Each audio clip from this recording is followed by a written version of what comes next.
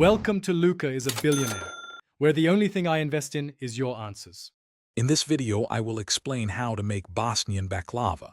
First, gather your ingredients for the dough, including flour, eggs, oil, and water. Combine them and knead the dough thoroughly until it becomes smooth and elastic, which usually takes about 10 minutes. Once kneaded, divide the dough into small, uniform balls, each approximately 1½ inches in diameter. These will form the thin layers of your delicious baklava. Next, roll each dough ball into incredibly thin sheets, aiming for almost transparent layers.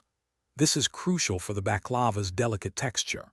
As you layer them in your baking pan, brush each sheet generously with melted butter. Then, spread a delicious mixture of finely chopped walnuts and sugar evenly over the buttered layers. Repeat this process, alternating dough, butter, and nuts until all ingredients are used. Now, it's time to prepare your baklava for baking.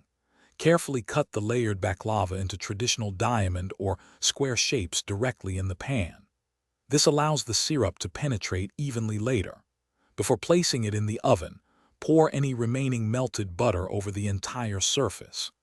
Bake your baklava at 350 degrees Fahrenheit for approximately 45 minutes, or until it achieves a beautiful golden brown color.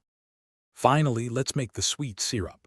Combine sugar, water, and a slice of lemon in a saucepan, bringing it to a boil and simmering for about 10 minutes.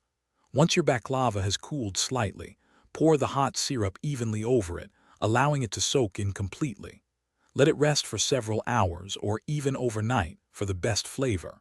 Serve your homemade Bosnian baklava and enjoy. Also, be sure to check the description below for a link to a fantastic book about money, plus other great deals.